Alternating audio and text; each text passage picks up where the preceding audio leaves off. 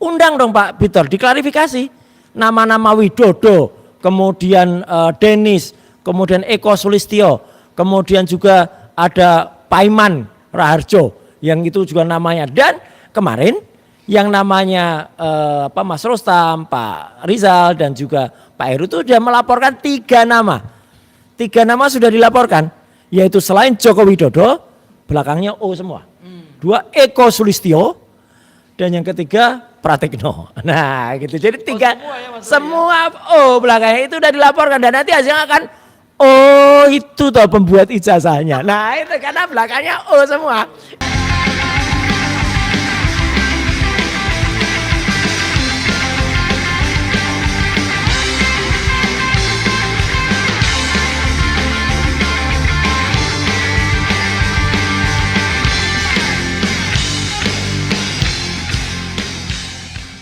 Mas Roy, ini your turn untuk menyampaikan sesuatu. Jangan lagi bicara tentang sahabat baik Anda ya. Tapi bolehlah, silakan. Iya, baik Mas Refli, Pak Ugro, Mas Gafur, dan semua penonton saat ini. Jadi kalau dihitung tidak terasa sebentar lagi ya Pak Ugro. Ini kasus ini sudah akan masuk kalau dengan ketika dilaporkan LP pertama kali tanggal 30 April. Itu sudah hampir 400 hari. Ya, sudah hampir ini. Ya. Sekarang hari ke-397. Ya, jadi sudah hampir 4. Iya. Iya, ini 396. Jadi sudah 400 hari. Ya. Dan inilah yang luar biasa. Jadi kalau kita lihat di samping saya tadi mengquote statementnya Mas Gafur bahwa ini ada tidak transparan ya gitu prosesnya. Rakyat harusnya juga bisa bertanya loh ini Mas Refli, karena gini, kalau saja hal ini terjadi pada ya mohon maaf ini pada kasus seorang mantan presiden ya, dan jelek-jelek gini saya mantan menteri gitu ya, kalau terjadi ke masyarakat bisa lebih fatal lagi, bisa seenaknya lagi nanti kasus itu bisa bolak balik nggak ada aturannya. Ini sudah jelas iya, dan dibentak-bentak gitu loh, bentak oleh Kasbujo ya waktu itu. Jadi ini yang jelas adalah sudah hampir 400 hari, kemudian tidak jelas perkaranya. Kenapa Mas Roy ini hampir 400 hari nggak selesai-selesai? Apa Ya, yang Mas Roy rasakan? Yang saya rasakan pasti tidak ada bukti yang kuat. Ya kalau buktinya kuat, sudah pasti dari dulu. Padahal kan buktinya Kita bukan bicara tidak ada bukti, tidak ada ijazahnya. Itu yang jelas. betul, tidak ada ijazahnya. Kalau menurut Pak Dr. Bonatua itu memang nggak ada ijazahnya. Dan makanya kita juga maklum, Pak Ugro kita juga dengar kemarin bahwa katanya karena belum P21 terus menerus, Jokowi marah sampai gebrak meja, gitu. Karena dia dijanjikan persoalan ini selesai 3-4 bulan, gitu loh. Sampai netizen komentar loh Mas Roy. Apa itu? Kalau asli, ya ngapain gebrak meja? Tunjukin aja aslinya. Betul, maka itu. Jadi karena tidak ada yang terjadi, tidak ada asli, maka ketika Pak Budi ya, Kombes itu mengatakan surprise gitu. Yang mau disurprisekan tuh yang mana? Ya gitu. Kalau surprise-nya cuma tebak-tebak buah manggis kayak Mak Lampir itu yang dilakukannya gini, ya percuma aja. Ya karena tebak-tebak buah manggis itu enggak ada. Jadi kalau yang saya rasakan Pak Ugro, Mas Refli, Mas Gafur, ya saya itu menandatangani wajib lapor Pak Ugro. Itu sampai kertasnya sudah mau habis lagi. Dulu kertasnya sudah habis. Ini kemarin saya tanda tangan ketika wajib lapor minggu ini sudah mau habis lah. Mungkin tinggal 2 kali lagi habis lagi kertasnya. Gitu. Dan ini apa enggak ada batas waktunya? Kemudian yang kedua, cekal itu ada batasnya enggak sih? Itu ada kan cekal. Nah 6 bulan kan harusnya. Saya udah dicekal udah lebih dari ya sekitar 6 bulan ini karena cekalnya mulai dari November waktu itu. Ya kemudian katanya seenaknya diperpanjang cekal.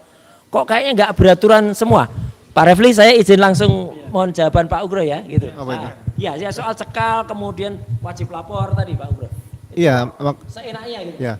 Jadi mungkin di imigrasi juga ada aturan tentang masalah cekal. Baik. Ya kan? Kemudian wajib lapor. Nah, setelah saya selalu mencoba mempelajari tentang kaitan penegakan hukum ini, selain peraturan kepolisian atau peraturan Kapolri, juga peraturan Jaksa Agung atau Perja lah, Perja itu. Nah, ternyata bolak-baliknya berkas perkara ini memang ada waktunya.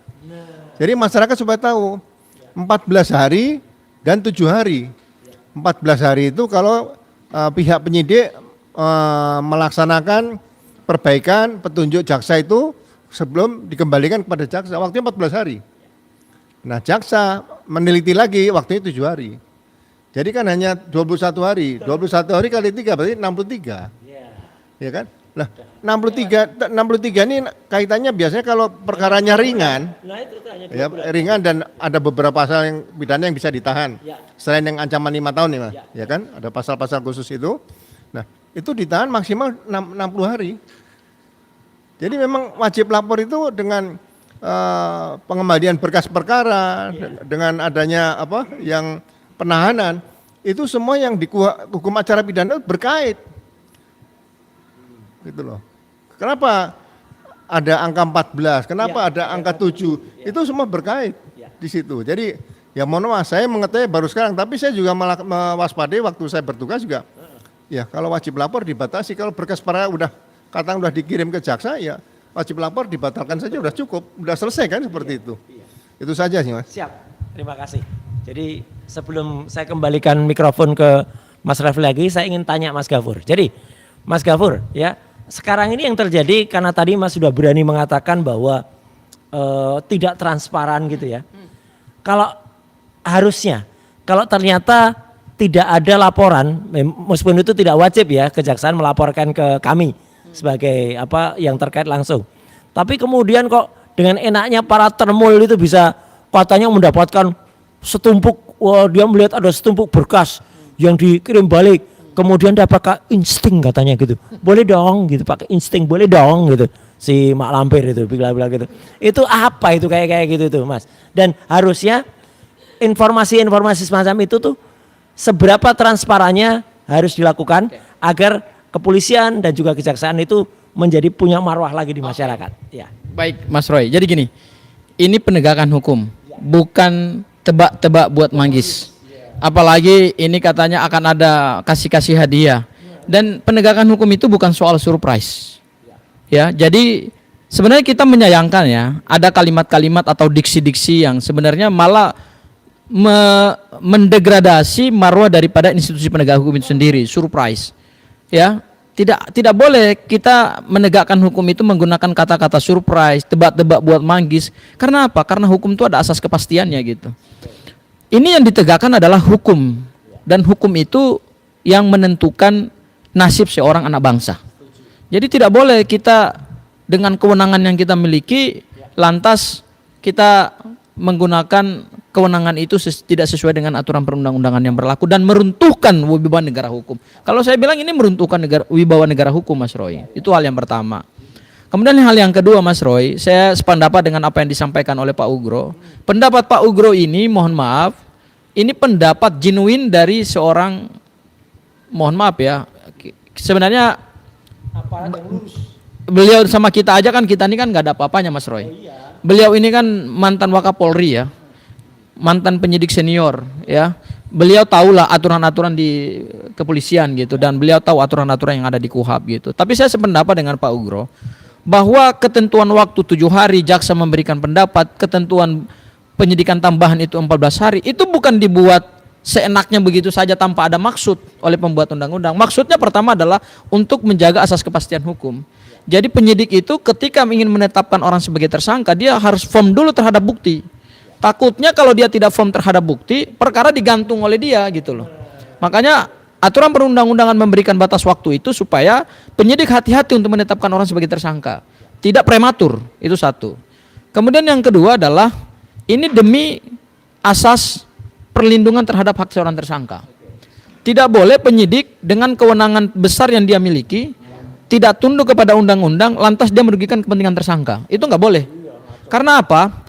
Karena di dalam hukum acara pidana kita, di dalam sistem peradilan pidana kita ini menganut yang disebut dengan due process of law, bukan crime control model. Jadi kalau kita belajar hukum pidana, sistem sistem peradilan pidana, Mas Roy. Di dunia ini kan dibagi dua. Pertama ada yang namanya crime control model, yaitu seorang tersangka itu dari awal sudah ada prejudice bahwa dia ini pelaku kejahatan. Itu nggak boleh, dia ini objek. Jadi kapan saja harus disikat, pokoknya tidak ada kepastian hukum buat dia gitu. Itu crime control model dan itu sudah kita tinggalkan. Kita menganut due process of law, yaitu semua harus pasti dan rigid. Makanya hukum acara pidana kita sangat rigid. 14 hari yang ditentukan oleh undang-undang itu ada maksudnya. Supaya orang itu tidak dipermainkan statusnya gitu loh. Tidak dikriminalisasi berulang-ulang. Ya, itu dalam kerangka perlindungan hak seorang tersangka dan perlindungan hak bagi warga negara. Ya, jadi itu maksudnya itu. Nah, kemudian Mas Roy, apalagi tadi pertanyaannya? Ya, kalau tidak transparan kayak gini, itu kan kemudian membuat masyarakat jadi tidak percaya. Ini bahaya nggak bagi institusi? Loh, iya gini. Sebenarnya yang dibutuhkan dalam perkara ini adalah kita transparan. Kenapa transparan? Tadi saya kutip istilah Mas Roy, ini perkara bukan perkara kecil ya. Di dalam ilmu hukum pidana material ada satu kualifikasi delik yang disebut dengan delik propria. Delik propria itu adalah jenis delik pidana yang melibatkan orang dengan jabatan khusus. Ini buat supaya nggak ngantuk ya. Ada delik pro pria, nggak ada delik pro wanita ya? Ini namanya delik propria. Ya propier gitu kan. Delik propria itu adalah suatu jenis delik pidana yang melibatkan orang dengan kondisi khusus atau jabatan khusus atau keadaan khusus. Baik sebagai pelapor maupun juga sebagai terlapor. Pelapornya ini kan mantan Presiden Republik Indonesia, Mas Roy. Dan yang dilaporkan ini mantan menteri. Artinya dua jabatan tertinggi di Republik ini kan sekarang sedang saling berhadapan-hadapan untuk mencari kebenaran dan mencari kepastian hukum gitu loh. Iya kan? Masa penyidik tidak transparan? Nggak boleh dong. Kalau penyidik tidak transparan, berarti kita bukan menegakkan hukum, kita sedang menegakkan kekuasaan. Nah, kenapa saya katakan perlu transparan, Mas Roy? Pada saat penyidik mengembalikan berkas P19 dengan petunjuk-petunjuk itu, saya yakin dan percaya di bulan Mei, entah mungkin itu di awal atau di pertengahan Mei, itu sudah dikembalikan lagi oleh penyidik, oleh jaksa. Saya punya kajian bahwa itu sudah dikembalikan oleh jaksa. Tetapi tidak ada transparansi dari penyidik. Nah, ini yang lucu. Karena kalau ada informasi bahwa dikembalikan lagi oleh jaksa, berarti hasil penyidikannya penyidik itu meragukan dan tidak memberikan keyakinan kepada jaksa. Kalau hasil itu sudah meyakinkan jaksa peneliti, pasti P21. sudah P21, Ya. kan? Iya. Makanya mereka berharap, Mas Roy, mereka berharap setelah di akhir Mei ini diumumkan oleh Kabid Humas Polda Metro Jaya bahwa kami sudah kirim. Sebenarnya yang mereka kirim itu adalah berkas yang P19 yang kedua kali loh. Iya, betul. Bukan yang pertama kali, bukan. Iya, karena waktunya sudah Iya, karena kejaksaan itu lembaga yang sangat patuh terhadap ketentuan waktu. Nah, dikembalikan kedua ini, mereka kan berharap P21. Belum tentu. Belum tentu. Itu kan harapan termul. Makanya judul kita kan hari ini adalah Jumat apa? Ya. Jumat keramat buat termul kan tidak terjadi. Apalagi katanya mereka lagi. Dan hari ini informasinya ini bukan tebak-tebak buah manggis ya. Karena mereka sempat juga ngobrol sih. Hari ini tuh tadi Pak Ugro, Mas Refli dan juga Mas Gafur. Mereka tadinya mau ada rencana nobar. Nonton bareng, emang Piala Dunia P21 tuh ya termul itu memang parah banget. Dan mereka udah mengedarkan info jam 5 tadi sampai beberapa wartawan yang dari press conference kita tuh, ke Polda, ada kabar gitu. Wih, ternyata boncos ya, boncos sampai sudah di penghujung bulan Mei ini nggak ada gitu. Itu Mas Refli. Ya, silakan Bapak. Ya. Saya tambah sedikit tadi dari Mas Gafur tadi. Jadi gini, saya ingatkan dengan keras nih, ya, Eli Daneti sekali lagi, ya. Jangan bicara bahwa dia menangani satu kasus di Rektorat Reskrim Polda Metro Jaya, kemudian sambil berjalan tidak sengaja melihat ada berkasnya, tumpukan berkasnya Mas Roy. Berarti dia mengecilkan Polda Metro Jaya. Tidak mungkin penyidik Polda Metro Jaya menyimpan berkas sembarangan. Ditaruh di luar tidak mungkin.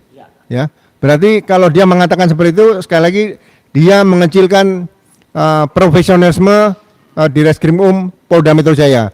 Dan saya titip orang seperti Eli Daneti walaupun seorang pengacara, kalau perlu sementara dilarang masuk di sana karena dia jalan-jalan ke sana hanya pura-pura membawa kasus saja, tapi mencari informasi yang tidak benar. Itu saja. Terima kasih. Silakan Mas Refli. Iya, pada bagian terakhir ini saya ingin bicara mengenai mekanisme untuk exit ya. Jadi escape clause atau exit dari kasus yang sudah berjalan lebih dari 1 tahun atau menjelang 400 hari ini sebaiknya bagaimana? Karena bagaimanapun kan ada aspek-aspek yang dilanggar. Salah satunya aspek kepastian hukum, aspek kemanfaatan, jangan nggak bermanfaat lagi nih, ya kan? Aspek keadilan, udah pasti tidak adil nih. Dan bagaimana jalan keluarnya kita akan tanya satu-satu mulai dari Mr. Ghafur, kemudian Mr. Ugroseno, kemudian Mas Roy, harapannya kalau Mas Roy ya. Kemudian terakhir nanti saya tutup. Oke, silakan. Siapa dulu? Pak Oke. Gafur dulu. Ya, Mas Aku Gafur. dulu ya, Mas Roy ya. Nanti bergerak ke Oke. kanan. Gini Mas Roy, sebenarnya perkara ini perkara sederhana kok. Nggak perlu sampai 400 hari. Makanya, ini ada perbandingannya Mas Gafur yang bikin ini. Oke. Bacain aja saya tunjuk. Oke. Pertama ya, ada 2 kasus pidana yang paling menghebohkan di Republik ini. Dan itu pidananya rumit. Karena pembuktiannya pembuktian suatu permufakatan jahat untuk melakukan pembunuhan berencana. Dan pasal 340 itu kan ancaman hukumannya kan hukuman mati. Dan ini melibatkan satu permufakatan jahat yang terjadi di internal kepolisian. Karena ada perwira-perwira yang kemudian juga dipecat dan kemudian dipenjara karena ada obstruction of justice. Ini perkara bukan main-main Mas Roy. Ini melibatkan sistem. Iya, Verdi Sambo. Ya, Verdi iya. Sambo. Iya. Bahkan ada yang bintang-bintang akhirnya juga dipenjara. Betul. Karena bersekongkol dengan Verdi Sambo untuk menyembunyikan kejahatan dia. Iya. Mas Roy, sejak LP-nya ini, 8 Juli. dibuka LP-nya oleh keluarga 8 Juli 2022, kemudian P21-nya 28 September. 2022. Itu hanya memakan waktu 72 hari. Suatu perkara pidana yang rumit dan melibatkan sistem besar. Betul. Dalam 72 hari bisa dibongkar Iya. oleh Barreskrim Polri. Iya. Ya. Ini Itu yang pertama. Kemudian yang kedua, kasusnya Jessica Kumala Wongso. Ini juga kasus besar. Ini juga dakwaannya 340. Iya. Ancaman pidananya hukuman mati. 6 Januari 2016. Dan ini mencari jejak cyanida itu kan tidak mudah Mas Roy. Iya. Nah, itu hanya butuh 141 hari sejak di LP dibuka 6 Januari, di P21 kan oleh jaksa 25 Mei 2016. Hanya butuh waktu 141 hari. Perkara rumit. Ya. Mohon maaf. Nah, Ini perkara sederhana. ini rumit kalau kata Termul. Rumit karena bukti-buktinya nggak kuat. Kok nggak kuat? Nggak ada buktinya. Kok nggak kuat gimana? Buktinya nggak ada dan tidak meyakinkan. Iya. Ya, makanya butuh waktu 400 hari. Iya, ini loh ijazah Jokowi tidak ada. Ya. Ini mohon maaf. Iya. Ini kan yang ingin dibuktikan kan cuma selembar ijazah. Iya, benar. Kayak Dan gini loh. katanya kan pasalnya pasal pencemaran nama baik fitnah. Ini loh, iya tak? Loh, Iya. pencemaran nama baik dan fitnah itu mohon maaf Mas Roy, itu kan jenis delik yang sebenarnya Ya. beda dengan jenis delik pembunuhan berencana. Ya. Ini hanya untuk membuktikan fitnah itu kan gampang gitu loh. Betul. Tapi kenapa 400 hari tidak di P21 kan oleh jaksa? Ya. Karena ternyata bukti-buktinya masih Boncos. goib. Iya, goib boncos. Ya, Ya. tidak ada bukti ini. Iya, iya. Ini kalau dibawa ke persidangan, ini kebongkar semua ini. Iya, harus. Makanya gini, kenapa jaksa tidak berani P21 kan perkara? Karena jaksa itu beban pembuktian ada pada jaksa. Jaksa tidak akan berani mengambil risiko ketika dia P21 kan perkara, kemudian dia akan membuktikan perkara itu di dalam suatu persidangan terbuka untuk umum dan kemudian dia harus meyakinkan bahwa dakwaannya diterima oleh majelis hakim. Kalau buktinya nggak kuat, dia nggak akan terima, Mas Roy. Iya. Karena itu sama artinya dia bikin malu diri sendiri. Oh iya, iya. Artinya apa yang diyakini oleh penyidik tidak sama dengan apa yang bisa dibuktikan oleh jaksa. Setuju. Itu Mas Roy. Oke. Nah, saya tambahkan Mas Refli, Pak Ugro dan Mas Gafur. Ini makin lama memang membuat masyarakat juga tahu bahwa kasus ini memang benar-benar boncos dan tidak akan terbukti. Ya, artinya apa? Ijazah Jokowi itu 99,9% palsu bahkan tidak ada. Karena selain kasus ini, yang sekarang sedang berjalan adalah gugatan atau pendaftaran yang dimana itu saya dan Dr. Tifa ajukan ke KIP itu juga sebentar lagi juga akan dimulai. Jadi kita akan melihat bagaimana 709 dokumen itu kita mau lihat apa itu ya. Itu cukup daftarnya saja sudah akan ketahuan nanti. Seperti apa sih itu. Kemudian gugatan dari Purnawirawan TNI, CLS, itu juga lagi berjalan. Gugatan di Solo oleh DK Ajeng ya gitu, itu lawyernya bersama nama yang penggugatnya Pak Sigit.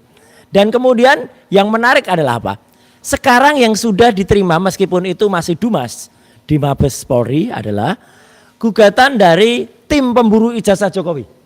Yang ada Mas Rustam Effendi, kemudian Pak Rizal Fadila, kemudian Pak Heru Purwanto dari UI Watch ya. Di mana apa? Sudah mulai melaporkan nama-nama yang harusnya diperiksa. Polisi kok pilih-pilih? Ya, polisi kok pilih-pilih yang mau diperiksa yang mana? Ada nama dulu ada Pak Bitor Suryadi yang sudah jelas menyebut nama. Undang dong Pak Bitor, diklarifikasi. Nama-nama Widodo, kemudian Denis, kemudian Eko Sulistyo, kemudian juga ada Paiman Raharjo yang itu juga namanya. Dan kemarin yang namanya Mas Rustam, Pak Rizal dan juga Pak Heru itu sudah melaporkan 3 nama. 3 nama sudah dilaporkan, yaitu selain Joko Widodo, belakangnya O semua. 2 Eko Sulistyo dan yang ketiga Pratikno. Nah gitu, jadi 3 semua O belakangnya itu sudah dilaporkan dan nanti hasilnya akan oh itu toh pembuat ijazahnya. Nah itu karena belakangnya oh semua. Itu closing dari saya. Mau nggak Pak Ugra? Ya. Terima kasih. Yang pertama ya, selalu kita ingatkan ijazah Pak Jokowi yang disita atau dititipkan di Polda Metro Jaya itu sebenarnya bukan barang bukti hasil kejahatan. Bukan barang bukti yang digunakan untuk melakukan kejahatan. Kenapa disita? Ya. Ini seharusnya tidak disita, ya kan? Jadi tetap dikembalikan saja kepada Pak Jokowi, disimpan baik-baik.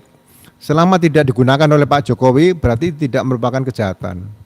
Jadi nanti barang bukti yang perlu disita dirubah saja, yang bisa disita dari 3 KPU tadi, yang sudah ada, sudah digugat melalui KIP oleh Pak Bonatwa, itu menjadi barang bukti, ya kan? Diduga palsu. Nah itu baru dibuktikan, baru pencemaran nama baik. Saya yakin kalau SP3 Egy Sujana Damerul Lubis Rismon ini sudah diterbitkan, berarti perkara pelaporan Pak Jokowi dan kawan-kawan itu selesai, sudah dihentikan. Ya. Kalau ini bisa dihentikan perkara pelaporan Pak Jokowi dan kawan-kawan tadi, saya yakin lah rupiah akan menguat. Wah. Ya. Sebentar lagi rupiah mencapai kemerdekaan Pak katanya. Nah itu Kan yang sudah 17.800. Kalau 17.845 merdeka. ya, jadi saya kadang-kadang sambil gue seperti ini supaya kita ke depan tidak ingin lah mempidanakan Pak Jokowi. Pak Jokowi simpan aja ijazahnya Pak. Bapak tidak akan terlibat. Yang terlibat adalah yang menggunakan saja. Nanti pemilik hanya sebagai saksi di situ. Dan nanti terserah jaksa. Kalau jaksa menerima berkas perkara bahwa itu pidana cukup kuat. Ya, saya berharap dugaan ijazah palsu tadi memang terbukti karena menyangkut pemilihannya adalah kepala negara yang ke-7 di Indonesia. Ya, deponering bisa dilakukan berdasarkan Undang-Undang Kejaksaan Negara Republik Indonesia. Itu saja, terima kasih. Ini ada dari Mekah katanya, tolong di sapa juga Munawir Al-Ghazali dari Mekah menyimak, semangat terus para pejuang kebenaran dan keadilan untuk seluruh anak bangsa Indonesia. Karena dari Mekah kota suci ya kita sapa. Jadi saudara sekalian, kawan-kawan semua, ini bagian terakhir ya. Kita harus lihat dari dimensi sosial politiknya. Kasus ini secara teknis mudah pembuktiannya, secara teknis tidak sulit, tetapi yang sulit adalah sosial politiknya. Jadi penyidik tidak bisa dan tidak berani untuk bersikap independen, sementara pihak Pak Jokowi sendiri gengsi untuk mengakui kesalahan dan kekalahan. Karena kalau memang memiliki ijazah sokol asli tersebut sudah lama selesai ini ditunjukkan. Tetapi kita pun dengan nuansa yang sangat meyakini, yakin gitu, apa yang ditunjukkan pada tanggal 15 Desember 2025 itu termasuk barang gaib juga sebenarnya. Yang kemudian muncul tiba-tiba wus gitu kan. Dan sekali lagi bahwa kalau kita bicara tentang pembuktian, kalau Anda punya bukti yang kuat, Anda akan keluarkan dalam tahap pertama untuk mengkick lawan. Nggak mungkin Anda kemudian dikeluarkan di tahap akhir setelah semuanya capek dan Anda sendiri juga capek. Jadi makin menunjukkan bahwa memang ijazah itu boncos, tidak ada. Tetapi sekarang yang dipikirkan bagaimana escape clause-nya. Nah sebenarnya Mas Roy kan sudah mengatakan bahwa kasus ini harusnya dihentikan. Ya sudah itu aja. Jangan lagi berpikir Anda Pak Jokowi mau menang, bahwa semuanya minta ampun dengan restoratif justice. Karena Mas Roy tidak akan meminta RJ, Dr. Tifa tidak akan meminta RJ, dan kalau Anda mau kuat-kuatan seperti itu, maka yang terjadi adalah nanti Pak Jokowi akan malu sendiri. Tidak hanya malu, barangkali akan menghancurkan reputasi dan kemudian dinasti. Jadi hancurkan reputasi dan dinasti. Karena kalau memang ada, tidak mungkin jadi bulan-bulanan seperti ini. Ya, karena itu sekali lagi